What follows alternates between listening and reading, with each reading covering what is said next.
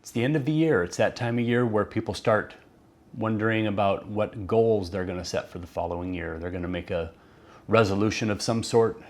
It's likely going to be related to health and wellness in some way. Might be financial, save more money. About 50% of people make some sort of New Year's resolution, and about 43% of those people have just completely abandoned whatever that goal was, that resolution, by the end of January, which I guess is okay for the other half of the people, but for the people that abandon their goals, that's not so good. So talk about a few things, maybe why some of these go wrong and how you can maybe have some better success with your goals, New Year's resolutions, if that's what you want to call them. And we'll just stick with a few that I'm familiar with over the years. Exercise. It's easy to get a gym membership. The gyms get full every January, and they're usually back to normal sometime in February. For people who go regularly, that's kind of good. Less competition for things, but I think one of the main reasons people will not be successful with their fitness or their exercise goals, for one, is they set a goal.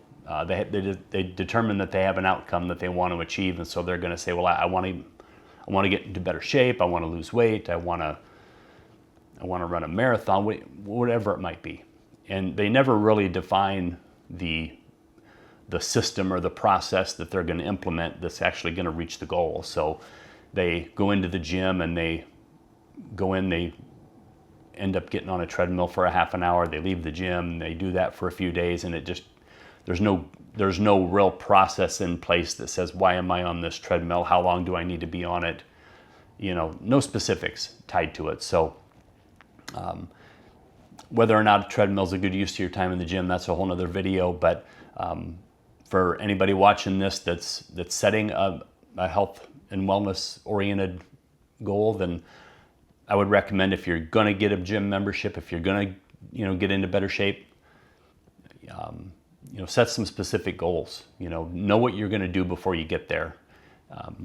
Over the years, I've kind of been on both sides of this. I spent a lot of time walking in the gym and then trying to figure out what it was that I was going to do that day, and didn't really see a lot of results and didn't have a lot of staying power or success. So it wasn't until I started defining the types of exercises that I wanted to do, it got to the point where I knew what I was going to do before I got there. I knew a few days ahead of time what I was going to do when I went, a few days in advance. So when you do that, you're really starting to set these smaller goals that you can achieve daily or weekly, however many days a week you're going to go to the gym, that sort of help get you closer to whatever that outcome goal is. And so an example might be, you're going to meet with the trainer, you're going to tell them what your requirements are, what you really want to accomplish, and they're going to help set you up on a program.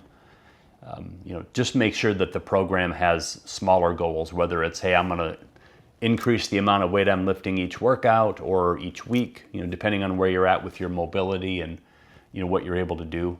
But, you're not going to want to go trying to figure out what you're actually going to be doing once you get there. You got to have something in mind to be successful. Now, there are times you get there, the equipment's taken that you want to get on, so sometimes you do have to have a plan B, but after a while you'll get better at figuring out, well, plan A ain't going to work. I can't get on this equipment, so here's plan B. So not only define your goal, but put a process or a system in place that can actually help you get there, because if you're focusing on the end goal, you're likely not going to have long-term success with it. The second thing would be, if you're trying to say, hey, I want to eat better, I want to, lose weight, whatever that might be. A lot of times people will equate the gym with losing weight. That's, in my experience, and really the reality is, the gym exercise is not a real good to long-term lose any significant amount of weight. Exercise should be looked at as a complement to a healthy diet. The diet's really where you're going to lose the weight and maintain it. The exercise is going to complement that.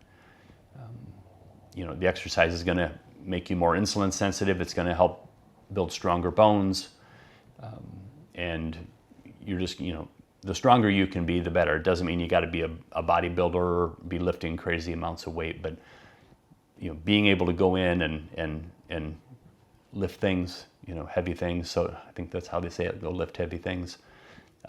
That's really going to be a separate thing from weight loss. So try not to look at the gym as the weight loss mechanism. You've really got to pair it with a diet. I think they say you can't out exercise a bad diet, and that's true. That's been true in my case, and I think that's true for most people.